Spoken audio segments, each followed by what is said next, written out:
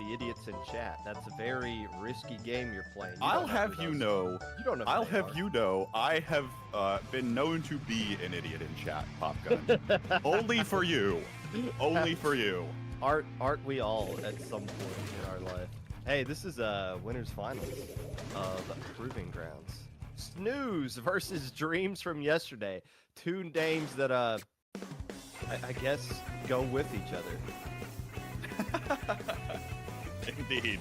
I too would like to snooze, and actually, I mean, it depends on whether or not you would like to relive your dreams from yesterday. Sometimes you would, sometimes you wouldn't. But alas, custom e-leader. Popgun, yeah. Why are they quizzing me on this? You think I remember all of the kits for these things? So there's Kraken who's on that thing. Oh, okay. Also, that is the Octobrush with the Zipcaster, I believe, and the regular Stamper. So now somebody has to give out Soda. It's actually in the rules that you have to use Soda in your comp, so it's right the in-zap to go along with things. But none of that seems to be working right now. Snooze, with the more quote-unquote traditional comp, has pretty solid control. Pretty solid control and already starting to extend relatively far forward. You see Judas looking forward here as well, and the amount of space that Snooze is able to control in front of the zone right now is a large part of their success. It allows P here to just keep slipping around everywhere. We'll see when the engagement comes forward. They need to pull the trigger now, and they don't have any specials to their name. Looks like it's going to be an easy game one here for Snooze. So Snooze is our #1 overall seed. Tempest actually gave them a run for their money, taking them to a game 5 a couple of rounds ago. But other than that, they've been sweeping their way through their opponents. Obviously, including the win that they got right here.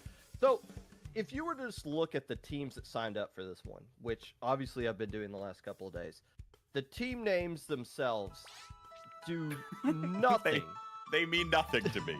To convey any information to anybody, other than Healthy Diet Food Groups, which is an actual team.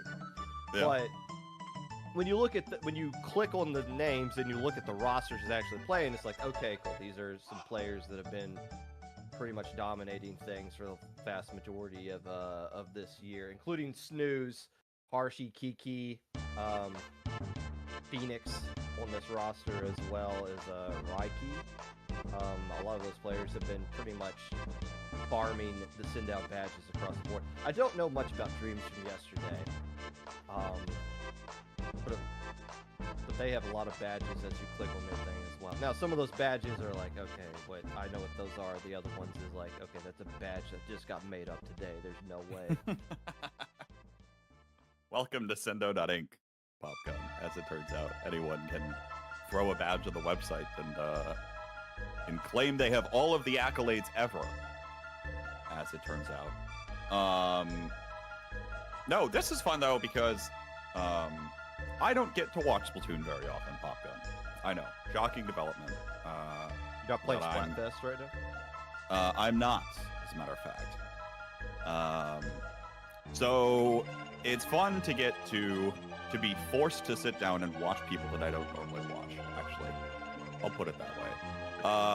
But it's a good time. No, it's a good time. So forgive me, folks. It's gonna take me a little bit of warming up to do.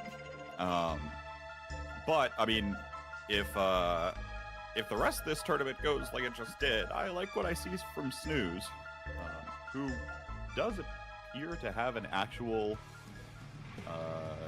like team icon. So maybe they're a consistent roster. Yes, that looks.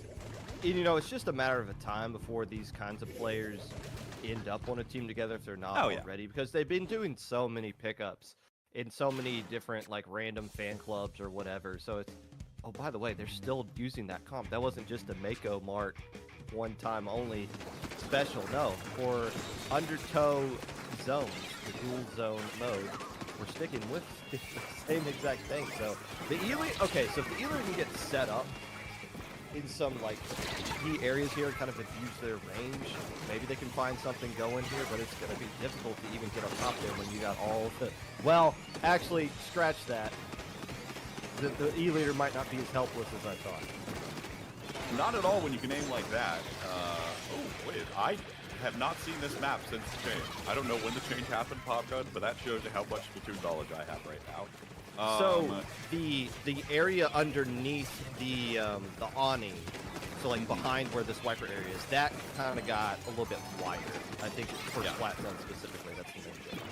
And it had that little pillar there, which actually provides a deeper angle for a larger player, as we saw our Elu do a second ago. But yeah, to your point, it's going to be difficult for this Elu to get set up when everything's been flown at it for the past little bit. Now, we see the hammer come out, getting the 52 gal who was trying to be annoying on the other side. Now the wiper tries to go forward, but really this is just kind of who can be the bother in the other team's side the most, especially when you've got something like a Kraken out there to continue to buy that space and move forward.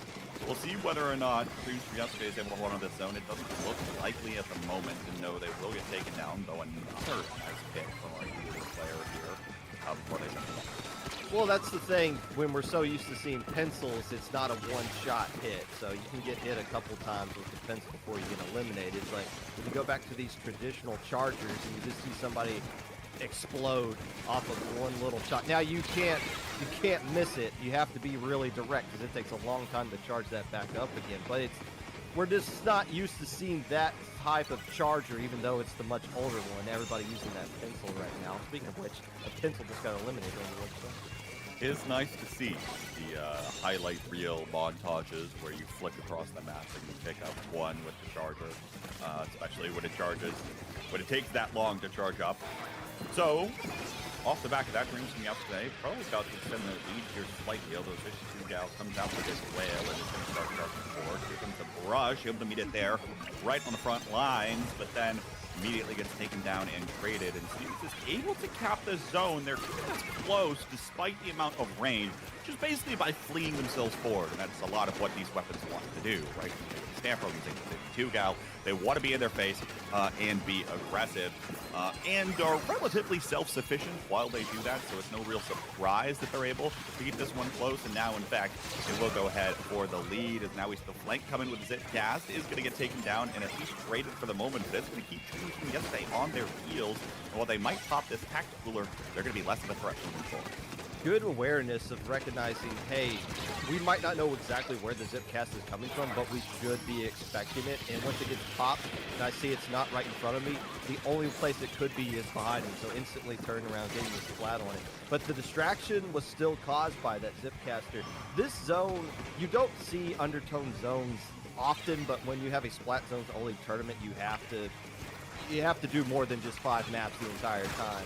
So which is why you're seeing it here. It's so hard to score on a map like this. So when you got the enemy team pushed back like Snooze did, and you're able to just keep the fight away from zone, that seems to be more critical than actually winning it. Yeah, and when you have self-sufficient weapons that can move forward and buy that space, and you have a backline that can further establish itself, then you should be able to be successful in doing that. But now Dreams from Yesterday trying to set something up, although they go to down, and Rikey blocking off that side does have that zip cast at the ready as well.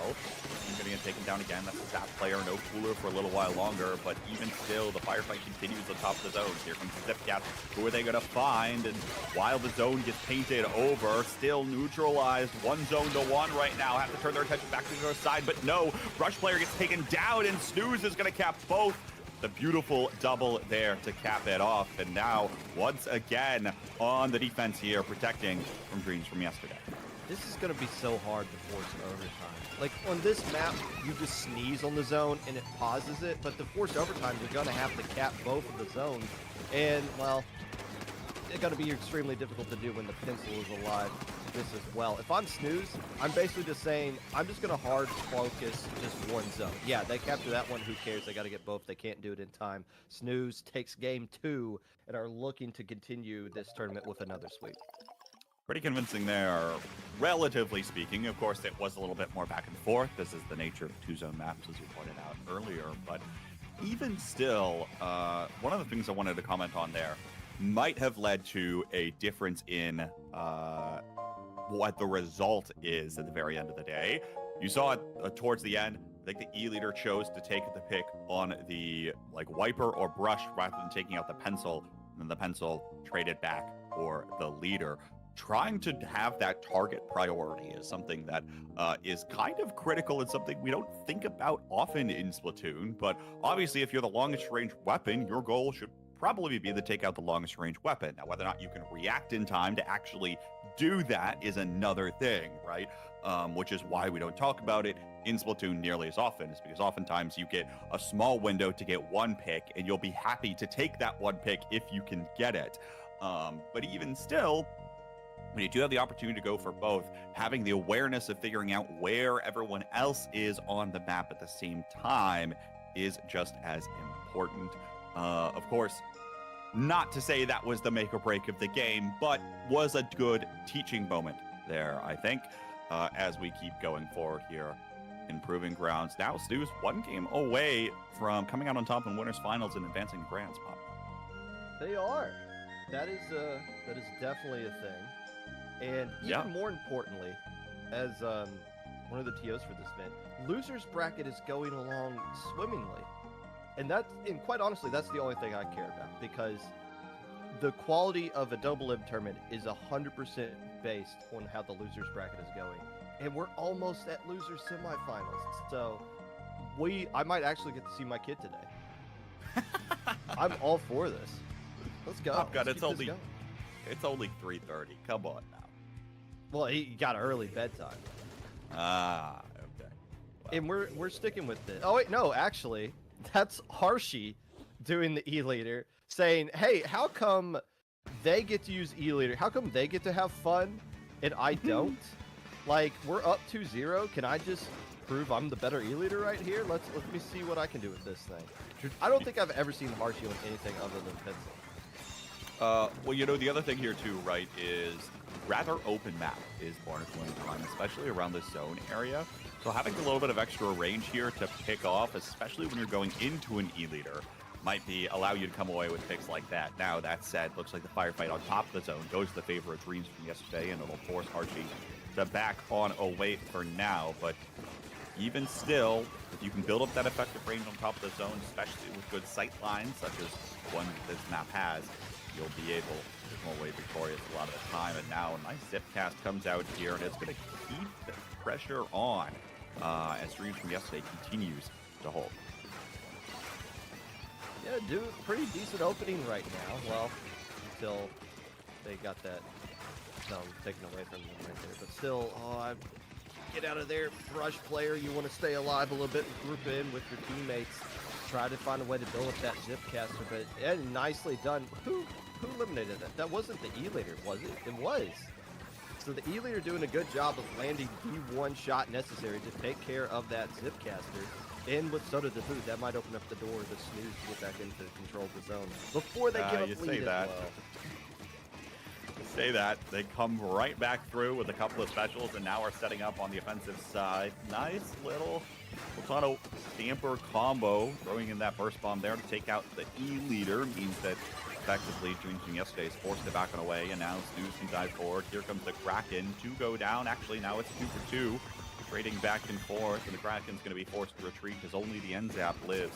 The Dreams from yesterday, they will back on away, and Snooze will take back control once again. Very even for 2 minutes into the game.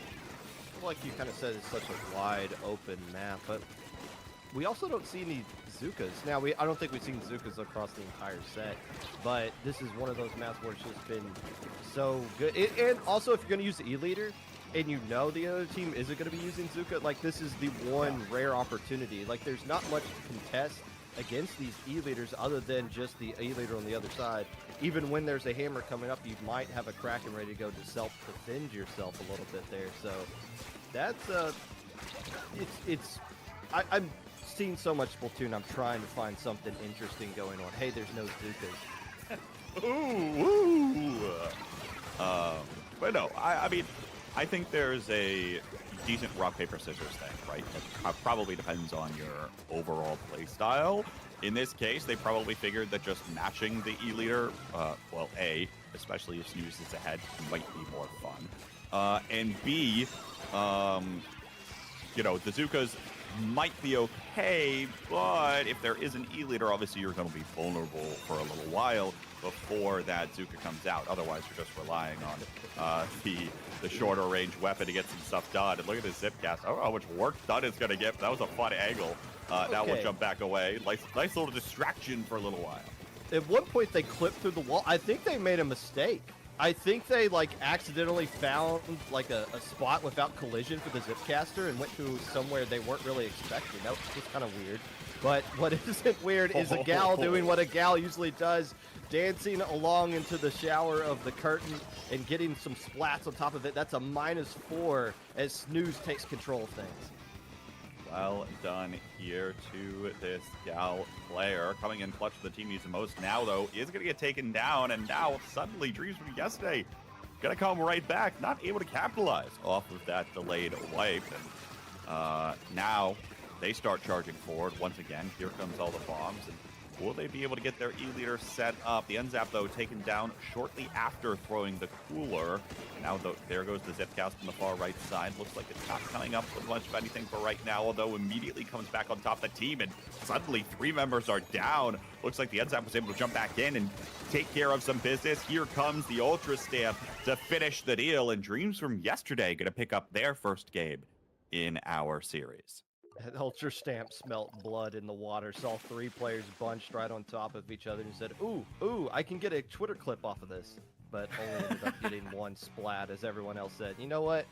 We're just going to take the L. We're going to get out of here. We're probably going to go back to our pencil in the next game and close out the set before it gets to a game 5. But Dreams from yesterday holding serve, wanting to avoid going swept in the winner side of things. It says, let's see if we can extend this one a little bit longer.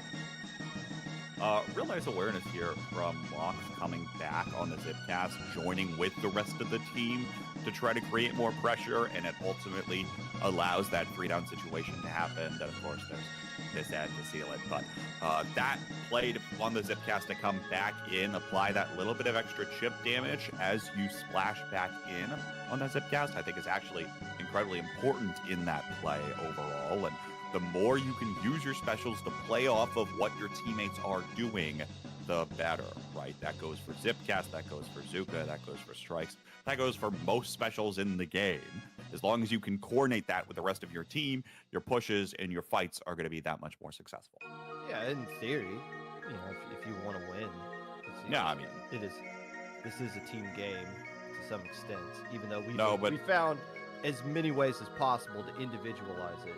It still comes down to how do you work with the rest of your teammates there. Turns out a very important aspect of most team activities.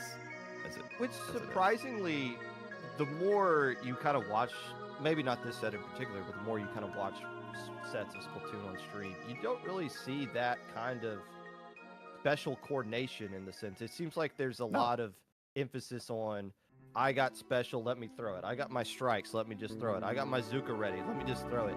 And, I just blasted my Zuka into a wall. Well, it's because I was just popping it, and sometimes the special just works, even when it's not supposed to. And then I get into my brain, like, I can just keep popping the Zuka, and eventually it's just going to make things happen. And when it doesn't, is then when you get into that trouble of like,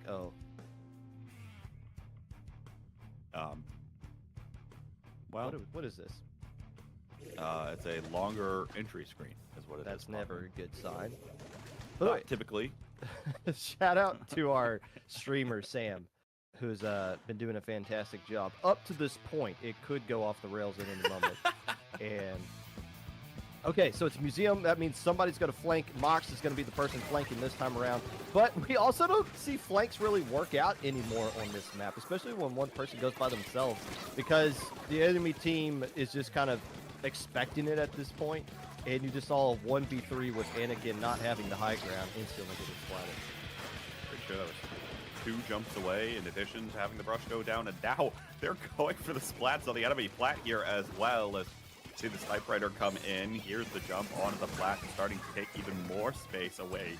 It's Snooze. Balloon tries to dive in with the stamp, but again, not really coming up with a lot, not paired with anything from the team. Very nice pick here for the leader, though, and dreams from yesterday have yet to hold on. Even still, there's Cyan all around them, and they've got to make a rush for the zone rather quickly. They want to come on through here. Balloon dropping in from the right side with this Ultra Stamp. Now tries to throw it towards the members that are on the back foot here of Snooze, and they come up with a couple. It'll net the zone for now, but just how long, we'll have to wait and see. Well, somebody's getting attacked from the backside right there. The Wiper trying to push up a little bit too early before they had complete control of the mid area, and that just shuts down this push before it even gets going. Who's this rat behind everybody? It's P on the gal yet again. They've been a nuisance all set long. And again, one of the things that 52 Gal loves to do, we talk about playing with the team, but it is a very independent weapon, and if it gets a little farther away, you're able to do a couple of different things like it. Comes up with a pick there on the Ultra Stamp. Now another 2-down situation and moved up incredibly far, allowing for a jump in from your Stamper player. And now even more control extended for Snooze. What will Dreams from yesterday be able to do? Apparently, maybe a decent bit, as now they take down 2 from the far side. Ultra Stamp's going to come towards the zone. Kiki drops back, looking for the pick on the Ultra Stamp. Not able to find it, though, but even still, no paint on the zone. Pop Gun, it comes down to that sometimes. And Snooze is able to get what was, in effect, a 100-0 knockout. I'm kind of surprised Dreams from yesterday didn't find a way to cap this zone. They had the man advantage. They had some specials. I think they were just getting a little bit slow getting out of their base. And I think while they were trying to paint the zone, I think the few players left alive from Snooze were the ones that were putting the pressure and getting some more splats to help even the odds out into their favor. So Dreams from yesterday forced into a panic situation where they have to attack the zone. Snooze with all the time to work with right there. Okay, so maybe the NZAP backing up here, just canceling out completely everything that the Hammer was trying to do as well when the rest of their teammates jumped back in. Nicely done by Snooze. 3-1. They wake up from their dreams from yesterday. We're not going to splat zones at Maki, and the tournament moves on. It moves on just in time for us to step away and take a break, probably, because we're in the double elimination tournament, as you mentioned, Pop. But in any event, yeah, fantastic stuff